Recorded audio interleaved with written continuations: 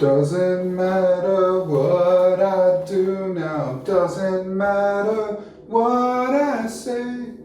Somewhere in my heart I'm always dancing with you in the summer rain.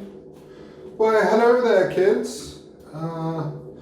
Welcome to this, shall we say, abbreviated version of Podcast of the Nerds. My name is Jack, and if Ian were here, this is the part where he would say, and I am Ian, but Ian is not here, and there is a reason for that. It is currently Monday evening, somewhere around, I don't know, 7:30 Australian Eastern Daylight Saving Time. And in Ian's neck of the woods, it is early Monday morning, probably somewhere around, I don't know, 2, 3 a.m., somewhere around there.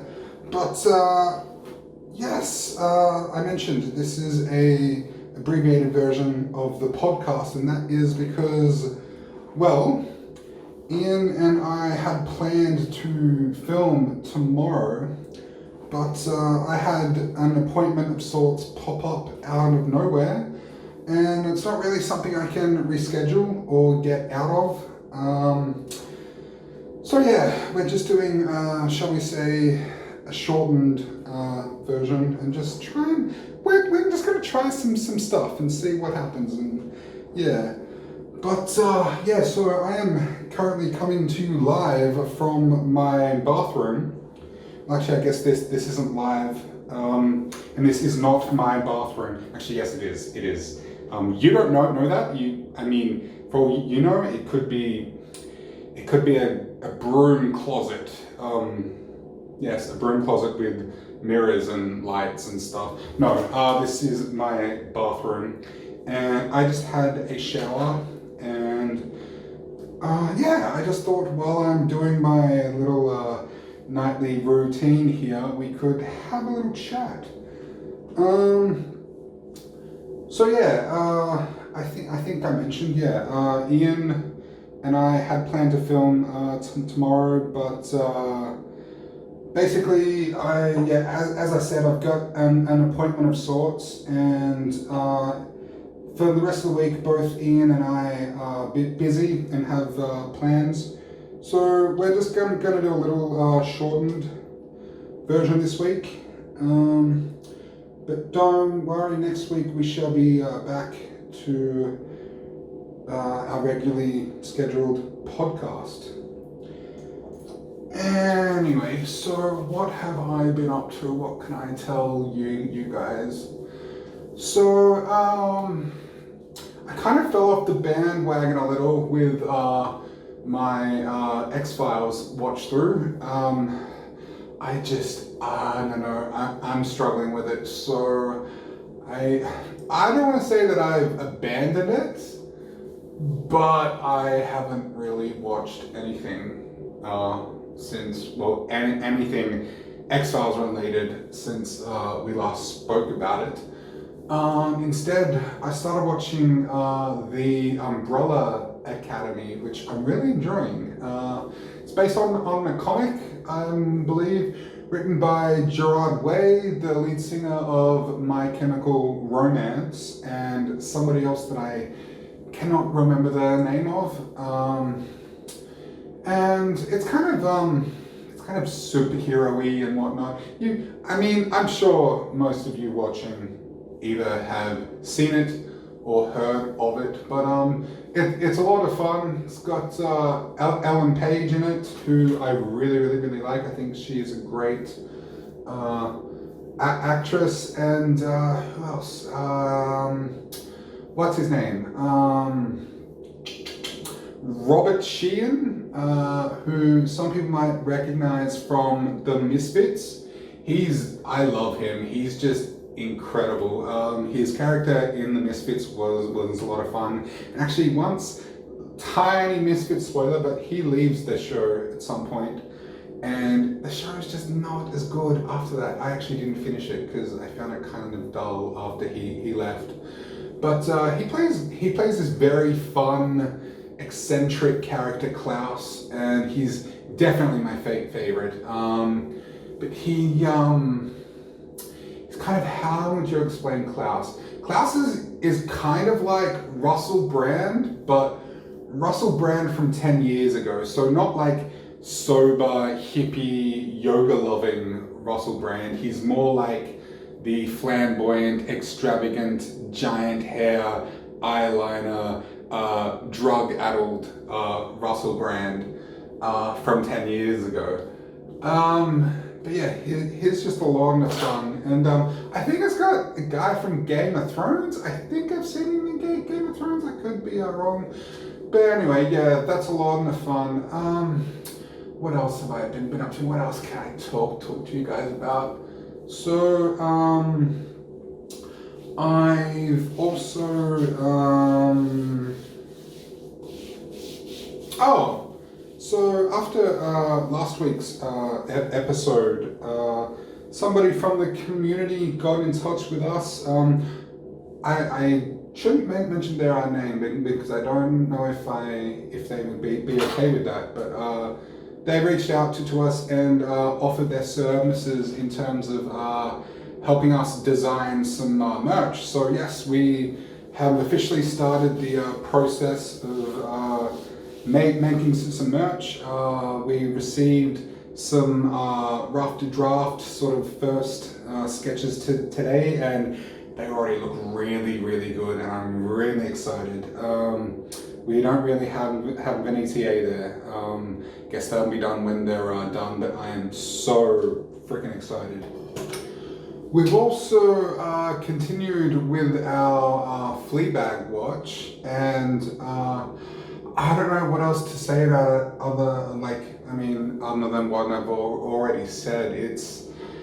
It's just wonderful. It is hilarious. It is endearing, and the main character played by Phoebe Waller-Bridge. What's her name again? What is her name? I can't remember. But we're about halfway through season 2. For those of you who have seen it, we just watched the stuff with the priest in the confession booth, which blew me away. Holy crap, what a powerful scene. I just love it. The main character, she's so charming, but she's got her baggage and her issues, which is hilarious and yet charming, and just she feels so real, and that is not something you can say about a lot of characters. And what I mean is, like, I'm a big fan of the MCU. I love horror movies. I like a good action flick, but a lot of those movies and like TV shows and whatnot, they have characters that are great and complex, and elements of them feel real, but a lot of them are still kind of fantastical in a sense. Not all of them, but there is something so grounded about Phoebe Waller-Bridge's character in this. She feels like someone I know. She feels very real, very. I'm sure there are a lot of people out there that relate to her on a very deep level, and it just makes the whole thing feel so much more real and as I said, grounded. If you haven't seen it, please check it out. It's clever, it's witty, it's just I don't know. I think it might be the best TV show that I've seen this year. But anyway, I guess that's it for me. But don't worry, this isn't it. We've still got more coming for you. We're going to cross over to Ian from the future for the fanfic. Well, actually, I guess it's Ian from the future, but from the past, from when you'll be watching this. But then after that, Ian from the future, but also from the past, future. Ian has also got another surprise of sorts for you guys. But yeah, that's it from me, and I shall see you all next week. Take care, be safe, and I love you all. Goodbye. Take it away. Here is Gone by Terri Botta, Chapter 37. Hey! Hey, son, you okay? The voice seemed far away, but it was accompanied by a vigorous shaking of his shoulder. He groaned and tried to open his eyes. Pain lanced through his head, and he groaned again, one arm reaching up to finger the nasty lump that had formed on the back of his skull. Son, you okay? Responding to the insistent voice, Xander opened his eyes and his blurry vision focused on an elderly man peering down at him. What happened? He asked, finding his voice. I don't know, son. I got off work and found you lying here on the pavement. Looks like someone knocked you into a wall. Still confused and slightly disoriented, he tried to sit up and remembered what happened. Looking around, he saw that it was just after dawn. I must have been out for hours. It's amazing I didn't become a vamp snack, he thought. Vamp, snack, Spike. It all came back in a rush. Spike, their conversation, his awkward thanks, then the scabby guys in monks' robes jumping them. They looked like how Buffy had described Glory's crusty minions. Whoever they were, they'd slammed him into the wall and dragged Spike away. Oh God. Spike, they got him. Spike? Who's Spike? Did somebody take your dog? The man asked. Xander struggled to his feet, shaking off the last of the disorientation. No, What was Spike to them anyway? Certainly not a friend, but no longer an enemy either. He didn't have time to think about it. Look, I gotta go. Are you sure you're okay? Don't you want to go to the hospital or something? He shook his head. No, I've got to be somewhere, thanks. He didn't look back as he hurried towards his apartment. Judging by his watch, he'd been out for hours. That meant Spike had been in Glory's clutches for hours, and there was no telling what the god was doing to him. And he knows Dawn is the key. Can he be trusted not to tell? The uncertainty made him move faster, and he pounded on the door when he got home. Willow opened it, her eyes wide and frightened. Xander, where have you been? She asked as he pushed his way inside. Anya came looking for you at our place. We came back here to wait for you, but you didn't show. We were about to go look. Xander, Anya called, rushing over. What happened? Did you and Spike run into trouble? The guys that worked for Glory? Buffy said they were kind of like hobbits with leprosy. Well, this whole flock of hobbits came on us and they grabbed Spike. I think they're taking him to Glory. Oh my God, Willow gasped. And he knows about Dawn. By now, Tara was awake, sitting up from the blankets piled on the floor. What is it? What's happened? Glory's minions took Spike, Xander replied. Oh my God, Tara blurted, repeating her lover's exact words. Well, what are we going to do? Anya questioned. We have to get him back, Tara said in a voice that brooked no argument. Her tone surprised them, and they gave her odd looks. Okay, but don't we need Buffy? Willow stammered. No, we have to get him back now, before Glory hurts him. We have to find him, Tara insisted. Okay. How do we find him? Xander asked. Oh, maybe the bot. The bot might have some kind of homing device in it. I mean, Warren's girlfriend bot was able to track him here to Sunnydale, Willow offered. Tara was already getting out of bed. And there's a spell we can use, a locator spell. We can get the ingredients from the magic box. What's going on? Dawn asked, tired but worried. I heard something about Spike. What's happened to him? The others looked at each other. Xander had a story on his lips, and he was about to speak when Tara cut him off. Dawn, Xander and Spike were attacked. We think Glory's minions may have taken Spike, she explained gently. Dawn's face filled with horror. No. Oh no, what are we going to do? We have to find him. Tara tried to calm her before she became too distressed. We're going to go look for him. Buffy and Giles aren't back yet.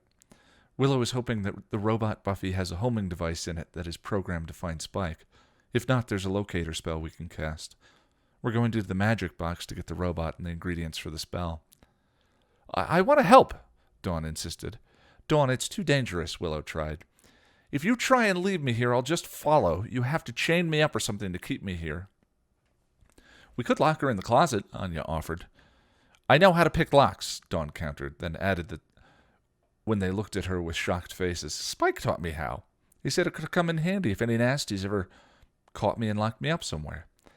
She lifted her chin defiantly. So locking me in a closet won't do any good. I'll just pick my way out.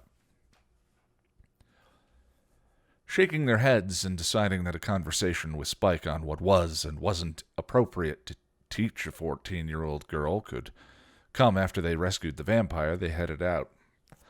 They went to the magic box first to collect the robot and the ingredients they needed for the locator spell.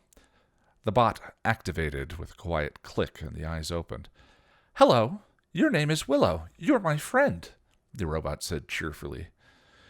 Yeah, that's right, Buffy Bot. The robot looked around at all the others staring at her. Dawn made no attempt to hide her shock.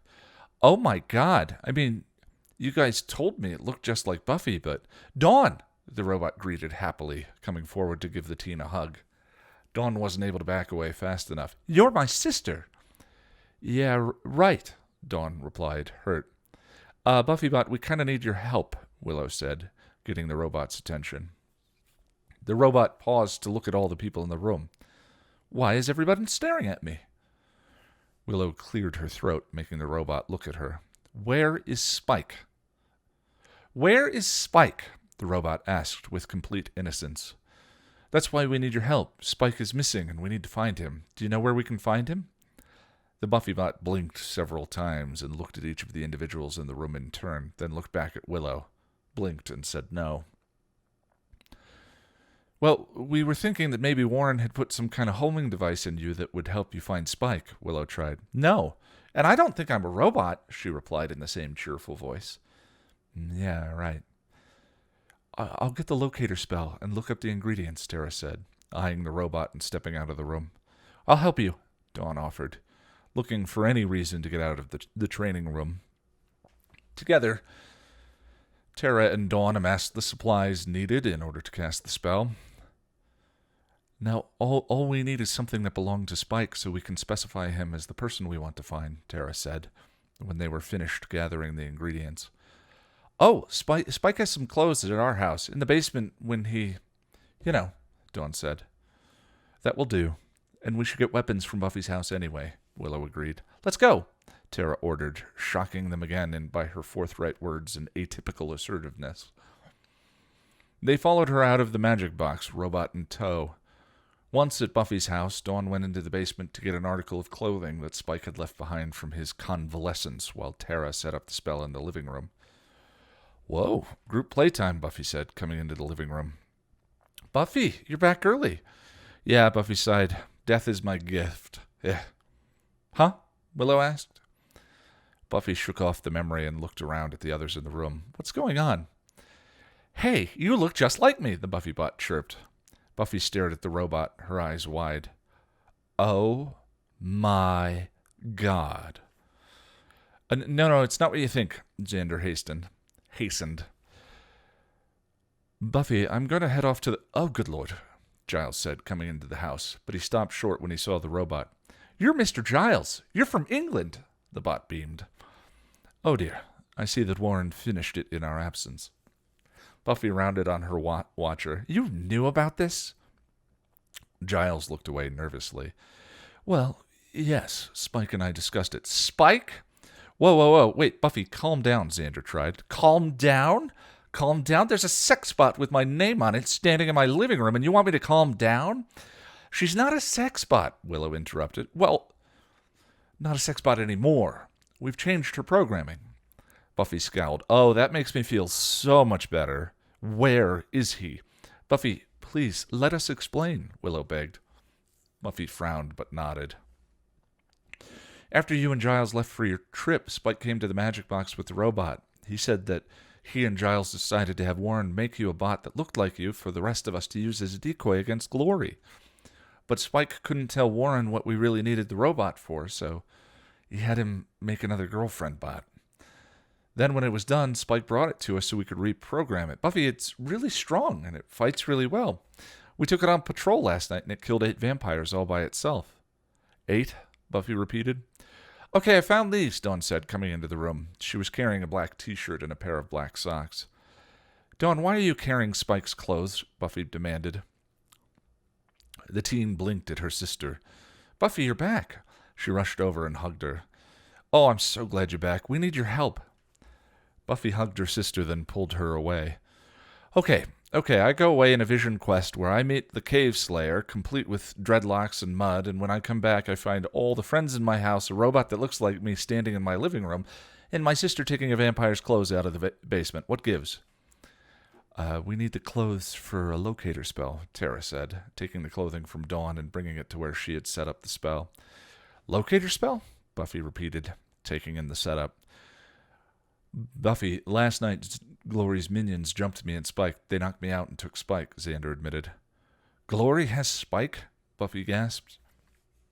Xander swallowed hard and nodded. Oh dear, this is awful news, Giles stammered, cleaning his glasses and casting a glance at Tara. Don't worry, we're going to find him and bring him back, Tara said confidently. Giles went over to where she was preparing to cast the spell. A locator spell? He asked. Tara nodded, spreading some cornmeal into his sacred circle. I can help, Giles offered. She gave him another nod and handed him the map of Sunnydale to place in the center of the circle. How long has she had him? Buffy demanded. A few hours. They jumped us when we were leaving the magic box last night, Xander answered. He's probably told her about Dawn by now. No, Dawn cried. Spike would never tell Glory about me, not ever. Dawn, Spike's a vampire who loves Buffy, and he loves me too. He'd die for us. You know he would. Whoa, Spike loves you? Xander blurted, rounding on Buffy with an accusing stare. Buffy tried to downplay the revelation. I found out a few weeks back. And you didn't tell any of us? I didn't think it was important. Not important? Another vamp falls for you, one that already doesn't have a soul, and you don't think it was important? When were you going to tell us, Buffy? After he started killing us or before? Xander accused. Hey, that's not fair. You know Spike can't hurt any of us because of the chip. Besides, he loves me and Buffy, and he loved Mom too, Dawn argued. Dawn, Spike can't love. He's a soulless monster who's killed people for centuries, Xander countered. That's quite enough, Giles interrupted, an edge to his voice. We need quiet in order to cast the spell. I suggest that you gather weapons we will need to rescue Spike from Glory and be ready to leave once we know where he is. He and Tara shared a look, then joined hands. Willow, Dawn, and Anya looked on while Buffy and Xander did as they were told and gathered weapons. Buffy pulled the Gruth-like battle axe out of the weapons chest and studied it, a sad frown on her face. So is this like, I love you forever and I want to make out with you in my immortal sex slave love? Make you into my immortal sex slave love? Or is it I'm scarily obsessed with you and will stalk you from the shadows love? Xander asked snarkily, out of earshot of Giles and Tara. It's I'll be whatever you want, whatever you need, and I'll never leave kind of love, Buffy replied softly, lowering the axe. It's messy, complicated, and terrifying. But it's real, Xander. At least it's real to him. Giles told me Spike first told him about it under the truth spell, so it can't have been one of his lies. Okay, but, it can't be real. I don't know anything, she said. Buffy, Spike doesn't have a soul. She turned to him. I know. She stopped thinking, then shook her head. Look, I can't do this now. I just know that Spike would never hurt me, or Dawn, and that right now he's in trouble, and we have to do what we can to save him. And I know that the guy has been doing a lot for us lately, but you know he's going to tell Glory that Dawn is the key, and you and Dawn should be heading out of town, instead of trying to rescue the soulless killer from a hell god, Xander countered. So it's okay for us to use him and beat him up and pump him for information when we need it, but he isn't worth our efforts if he needs our help, Buffy snapped back. Xander shook his head and put up his hands. I'm just saying, Spike is a demon, Buffy. He's not a human. Doesn't have a soul, and he'll never be Angel. You think this is about Angel? Buffy seethed. Isn't it? I mean, come on. You had a thing for a vampire once. It's logical you could fall for another one. I am not in love with Spike, she insisted. But he isn't my enemy anymore, and he's helped us a lot. He deserves the benefit of the doubt. Xander sighed and gathered his thoughts. But Buffy, in order to save him, we're going to have to find Glory. Buffy's lips tightened and she nodded. I know. Just then, Dawn came running in to find them. We found him. Tara and Giles have the spot on the map. Buffy leveled an expectant look at Xander and held it until Xander looked away. Okay, Dawn, you and Tara stay here and be safe. The rest of us will go, she decided, walking towards where Tara and Giles were set up. She glanced over her shoulder. Xander, are you with us? The young man made an unhappy face, but finally nodded. Yeah, Buff, I'm with you. She gave him a soft smile. Let's go.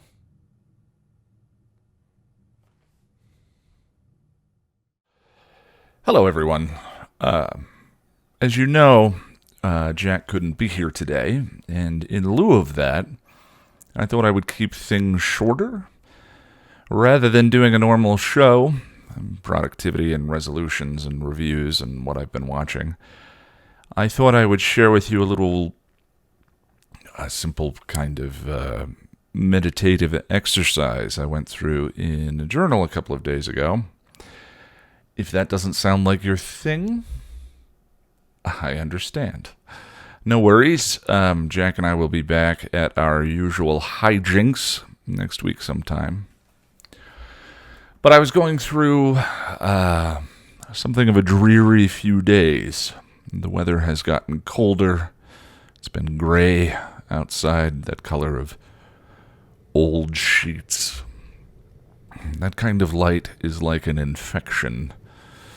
Muted, even tones permeate my being, and it becomes this kind of purgatorial space I get trapped inside of. And I've just been feeling so tired all the time. Is that just me? Have you been dealing with that at all? Do you feel like you've been tired for most of a year? Those kinds of days can become a mental and emotional fog that covers and blocks out everything for me.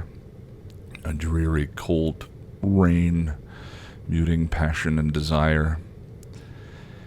And the especially insidious thing about them is these bubbles in time act like a lens backwards to every moment I was ever feeling something similar. And there have been many over time. We all have rainy days. But the effect is to numb perception of my own change, my own growth. And that numbness induces a kind of low-grade despair. On dreary, cold days that get into my chest, I feel like Sisyphus the moment that rock has gone and settled itself back down at the bottom of the hill. Again. I always imagine Sisyphus might, from time to time, watch the rock roll away and just have a seat. He might just sit there and feel empty for a little while. We all have rainy days, he thinks, as he wonders if anything ever really changes. It can be a powerful paralytic, those little dreary drizzles of the soul. History has shown I could spend the day in bed, waiting the storm out, or I could just try and barrel forward, combating all of that bone-chilling apathy with a flash fire of whatever energy I have in the tanks. Neither seemed like a good option to me, as I was journaling about them a few days ago. So, what then? I asked myself. I had things I'd said would get done, But in that state, I couldn't bring anything into focus. Couldn't find the want for any of it. I tried meditations. I talked about warmth and being a beam of sunlight. But the dreary drizzle defeated them using an almost pedestrian amount of cynicism. And fighting these dreary storms with self-affirmations or rational thought has often made things worse. Anxieties can feed off the validation that comes from spending precious rational thought on them.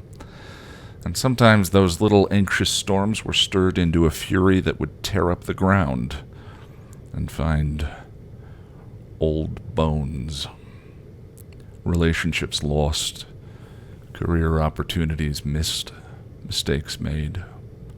What could have been? It took me a long time to realize that the storms are not composed of truths, and so I shouldn't bother looking. They weren't created by something in the ether of the world around me, pouring worm-tongue falsehoods into my ear. The storm is me, or a part of me. At some point in our lives, we hope to cast our abusers out, but I never realized that the whole time they'd been training us to do their dirty work for them, through fear and self-doubt. And I'm tired of fighting cruel battles against myself. Tired of shoulds and musts and ought-tos. Change is inevitable, even if it's slow. And growth's only prerequisite is that we not be too afraid of failure to try. Besides, rabid pursuit of self-improvement and statistical productivity seems like just a form of culturally approved masochism to me these days. I've had enough of that. Maybe it's just that the soul has many seasons, each of some redeeming value, even if not always readily apparent. Maybe I don't need to be a warm summer every day. Could be enough to just hold warmth in my hands and let the rain wash away the sediment of old passions and incomplete ideas, clearing space for new growth. And I started to picture that gray drizzle in my mind, imagining I was witnessing it while sitting on the front porch of a little house out in the woods someplace, the limbs of the trees dancing slowly above me, and a mug of jasmine tea warming the palms of both my hands. That gentle rain making the leaves shimmer like a dress of soft green sequins. We all have rainy days. Maybe some of those can be beautiful too. Maybe, left alone, they can just be reminders not to spend so much time on work and productivity and trauma and baggage, but to just be. These days, I can't really think of a reward I want more for hard work. An invited peace. For the first time in a week, sitting there writing this in my journal, I felt calm, as though everything was all right. And I signed out to go and get my rock. I'll see you next week.